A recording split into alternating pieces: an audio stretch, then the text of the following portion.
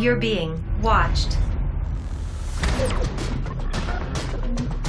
Police, stop!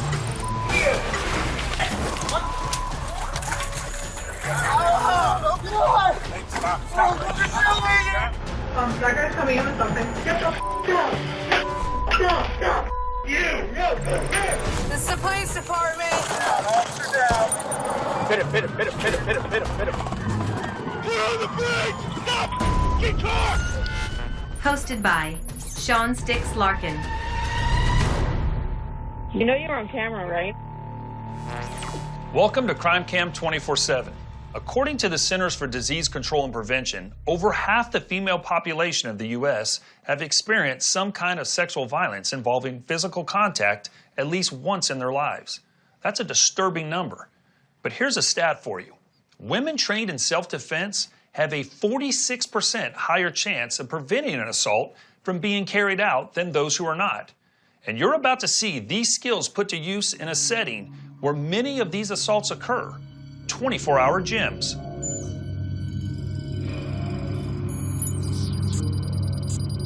Tampa, Florida, January 22nd, 2023, 9:54 p.m. A surveillance camera inside a suburban apartment complex monitors a currently empty section of the building's fitness center. The gym is open 24 hours with keycard access for residents. In the back corner of a different section of the same gym, 24-year-old personal trainer Nishali Alma can be seen here taking a rest between exercises. The camera facing the gym entrance sees a young man approaching, then standing just outside the glass door. Nishali, preparing to begin her next set of reps, hears a knock and heads towards the other side of the gym, where the entrance is, to investigate. My thought process was it was just another dude coming in to work out. I buzzed him in, and he came inside. Although it appears he doesn't have a key card to get in, Nishali recognizes the man as a resident of the complex, so she lets him in and returns to her workout. The man, wearing sandals, strolls into a section of the unoccupied gym and casually plops down on a jump box. After a moment, he gets up and paces near the entrance, arms crossed.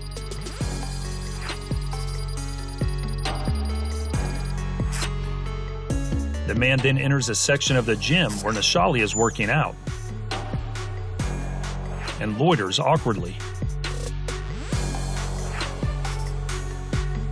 The trainer takes notice of the man's odd behavior, drops her deadlift bar, and positions herself just off camera, facing him.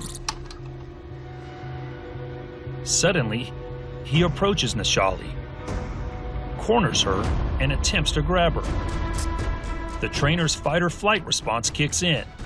She shoves her attacker, slaps his hands away, and gets behind a weight bench.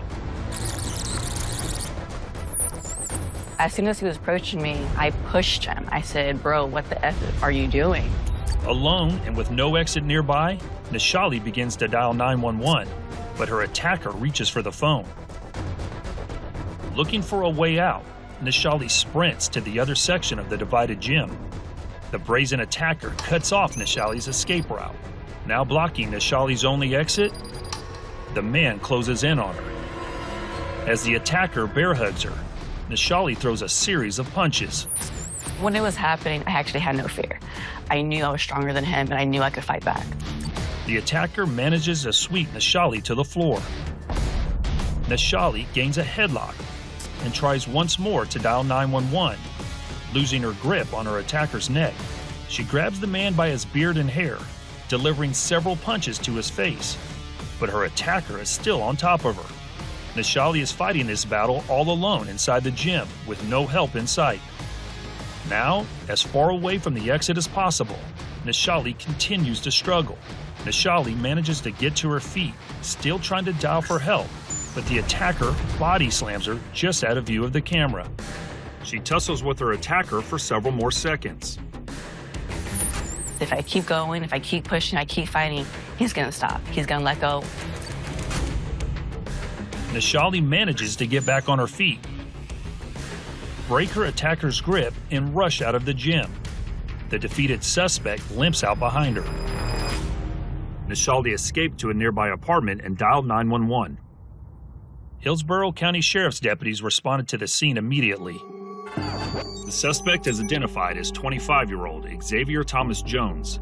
He is arrested less than 24 hours after this assault. In September of 2023, Thomas Jones was found unfit to stand trial and committed to a Florida state mental health facility. As for Nishali Alma, she received the Hillsborough County Sheriff's Office first ever Strength and Courage Award. She now teaches self-defense classes in addition to her personal training practice. Way to go, Nishali.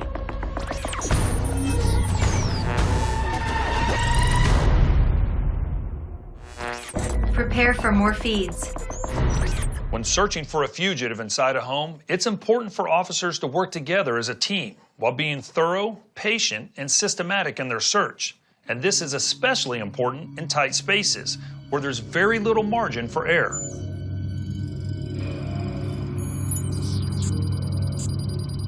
McLeod, Oklahoma. Tuesday, November 15th, 2022, 11:17 a.m. Oklahoma City police are responding to a reported sighting of a wanted felon inside this trailer.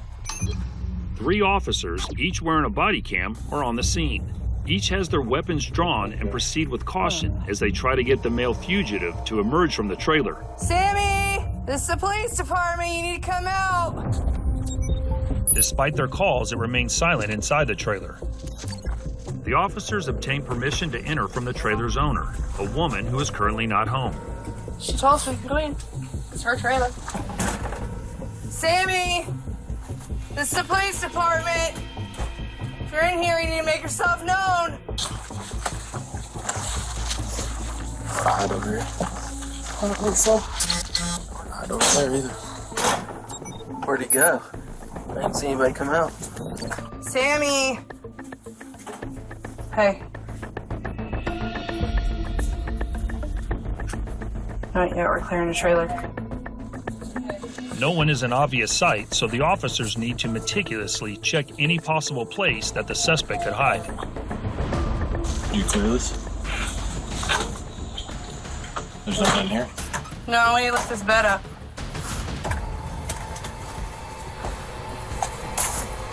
Cody, you got cover out there while we do this? Yup. The officer calls in a long rifle, watching the outside of the trailer. They need cover as they lower their weapons while lifting this mattress. Get it! Go!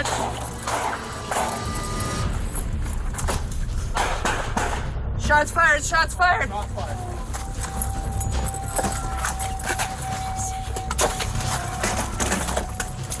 Come out with your hands up! Come out with your hands up! Come out with your hands up! Come out with your hands up!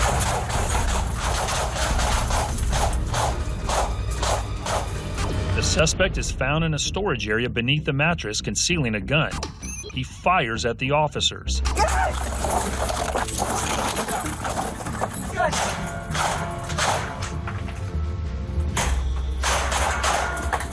Shots fired! The suspect yells in pain from an apparent gunshot wound as he kicks out this panel for a better shot.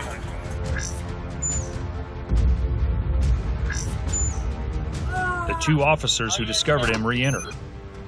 All 3 officers have their weapons aimed towards the suspect. Come out with your hands up! Come out with your hands up! Come out with your hands up! Come out with your hands up!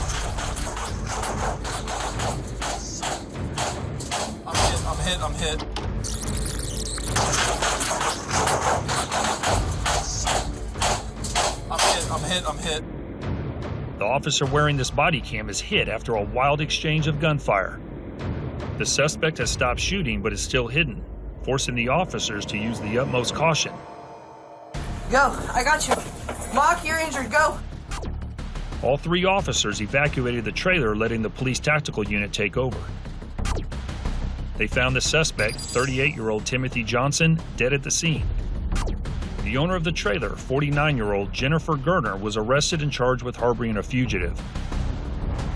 The injured officer was hit in the face with a piece of shrapnel. He was treated and released at a nearby hospital.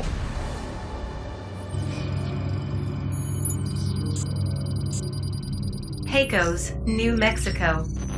Thursday, August 3rd, 2023, 12:03 p.m. This is the view from a New Mexico State Police vehicle dash cam. The officer is searching for a white SUV that was just reported stolen. During the investigation, police discover the suspect, Stephen G. Jimenez, has an active warrant for cutting off an ankle monitor in an ongoing DWI felony case. The officer driving this vehicle is in search of the stolen SUV when she suddenly spots it in the opposite lane of a rural road. She immediately pulls over to turn around, but the driver of the SUV has spotted her and turns around as well off camera, causing the officer to do a full 360 in pursuit. The wanted SUV is now driving against traffic and heading straight for an oncoming pickup truck. The SUV narrowly swerves out of the way, barely avoiding impact, then drives erratically back into the oncoming lane. He's in opposite lane of travel right now. The SUV continues its dangerous path on the wrong side of the road. He's putting other people in danger. He's slowing down. He's gonna take Old Denver Highway. When he suddenly changes course again, 10-4, he's not gonna take Old Denver Highway. He has a tire iron. pulling off the road, then cutting in front of the police unit. As he turns about, the frenzied man tosses a tire iron out of his window at the police vehicle, which strikes the SUV. Bellini, stop. He then takes off, nearly hitting a cyclist. 146 income. There's a biker. No, he just. The biker jumps out of the way, avoiding catastrophe. Get off the road. Hey, get off the road. He's dangerous. After making sure the biker is safe, the officer continues pursuit. He's still driving down 63. We're going towards into Pecos. He attempted to hit a person on a bike. 146 income. There are more people on the bikes. I'm going to hit him. Channel on. The officer crashes into the side of the SUV in a failed attempt to disable it. 146 CENTCOM, he's still going. He's crashing my vehicle intentionally as well. We're here at the 2, he's on foot. She turns the unit around and just off camera, the deranged man gets out of the stolen vehicle to confront the officer. He's running at me. Stop! He smashes the police vehicle's passenger window with an object. The officer gets out of her car and draws her taser. I'm gonna f***ing tase you, dude. Stop! Stop! Jimenez ducks for cover at the hood of the police vehicle, ripping off the windshield wiper. Stop! He continues his insane rampage, bashing the windshield as the officer gets back inside the car. She puts the car in reverse as the suspect flees towards a pickup truck stopped in the middle of the road. The man stumbles and falls, dropping his weapon. The officer brushes up against Jimenez with her vehicle as the driver of the pickup truck approaches. Stop! The two men head back towards the truck as the officer exits her car. As she races towards them, the crazed man attempts to steal the pickup truck. Don't let him get it! Stop, stop! The officer aims her taser at the suspect, but it may not be needed. The owner of the truck manages to overpower the suspect, pulling him to the ground and placing him in a chokehold. Stop! Don't do it! Cut it out, cut it out, cut it out. Thank you. Cut it out. Stop! Stop! Cut it He's the trying fuck to... out. The Good Samaritan helps to contain the man as the officer gets on one of the handcuffs. No, he's trying to grab my Get gun. out the cuff, get out the cuff. Jimenez tries to grab the officer's gun as they struggle to cuff the other hand. Unsuccessful with the cuffs, the officer draws her taser again. I'm gonna tase you. I got him. I got him. I'm gonna Cut tase it out, you. cut it the out. Cut it out. What's your Cut it out. problem? I'm diabetic, baby. Stop resisting.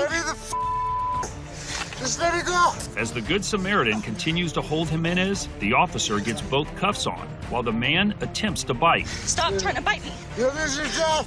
146. We're on 63. At the 2. The man is now detained in handcuffs, but his hands are locked in the front of his body. Hold up, I need to try. The officer proceeds to check for weapons. Hold up. You guys are I go further and take me home. Shut the up. Another police vehicle arrives to assist in the arrest, which happens to be a very welcome sight for the officer who has been dealing with Jimenez. I checked him for weapons. The officer ultimately reveals why this situation is even more dangerous than it already appears. I'm pregnant. She's pregnant. Stop resisting right now. Typically, Pregnant officers are offered light-duty assignments if available, unless they feel they are fully capable of performing their customary duties. 39-year-old Stephen G. Jimenez was arrested and booked into the San Miguel County Detention Center on multiple charges, including aggravated battery on a peace officer with a deadly weapon, attempted motor vehicle theft, resisting arrest, criminal damage to property, and reckless driving. He was also charged for the original offense of removing his ankle monitor.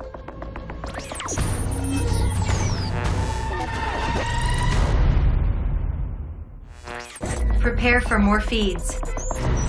In our last story, we saw a Good Samaritan step up and help take down an out-of-control violent offender in New Mexico. Next, we'll see a much different bystander approach in San Francisco, where a rather brazen thief seems much more comfortable committing a crime with absolutely no fear of intervention from the public.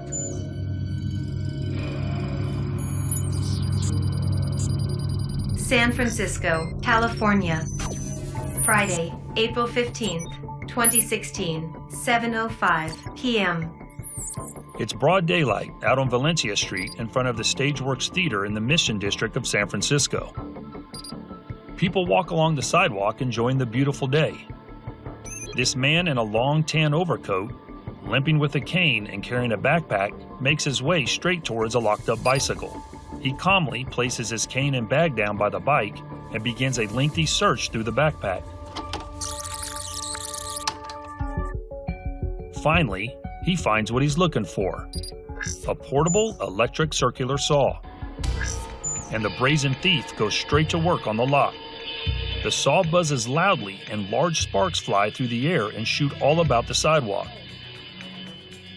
These two women on the way to the theater notice the commotion, but just continue going about their business. The man carries on with the loud and visually obvious theft, confident that no one will intervene.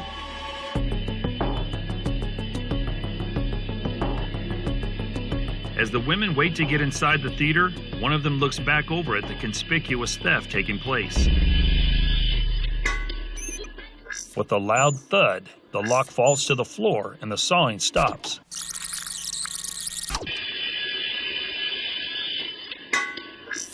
Right before someone finally steps in. This woman, walking her bike towards the crime, sees the apparent theft taking place and asks the man a question. Is that your bike? These women make their way into the theater as the woman on the bike remains questioning the man. He calmly collects his belongings along with the stolen bike and slowly limps away just as another man walks up to assess the situation. Well, looks like you just stole that bike. Despite the new information, he does nothing about it. Seconds later, this couple enters and the four people appear to talk about the theft as the woman on the bicycle points to where it happened. It's all talk and no action as the bicycle thief makes an easy getaway. According to the theater's owner, the bicycle belonged to a woman inside the theater at the time. She filed a police report, but it's unclear if she ever got the bike back. One thing is clear: in certain cities, brazen criminals are comfortable doing their thing in plain sight. Have you captured a crime on camera? Please send your videos and tips to crimecam247@lawnews.com.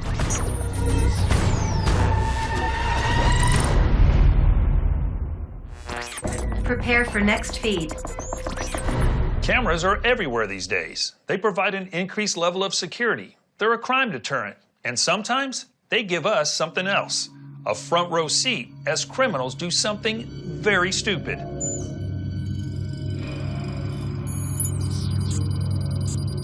Salt Lake City, Utah.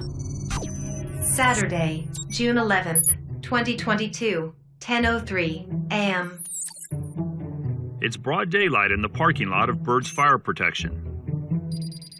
A white pickup with a bed full of random equipment is parked close to this company truck, which was recently vandalized, prompting the owners to install this security camera. And the camera catches some unusual activity. A closer look reveals a man who does not work for Bird's Fire Protection underneath the rear of the vehicle.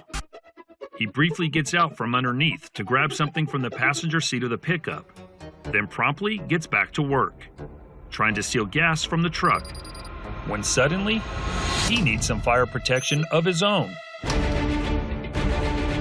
Then his grammar school safety training kicks in as he stops, drops, and rolls in a frantic effort to put himself out. Meanwhile, black smoke begins to billow from the rear of the truck. After tossing his burning shirt, he frantically makes it back to the pickup truck driven by his accomplice and takes off. It was reported that the man had been trying to steal gas from the truck by siphoning it. When that didn't work, he tried to drill a hole in the gas tank. Persistent? Sure. Smart? Not at all.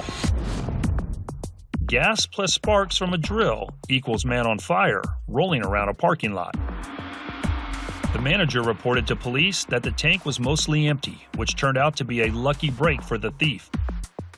A full tank could have easily exploded, ending in catastrophe. No injuries were reported, and the thief remains unidentified. Just another example of a criminal's plans going up in smoke. That's what the kids call a burn. That's all for this episode of Crime Cam 24/7. I'm Sean Sticks Larkin. Thanks for watching.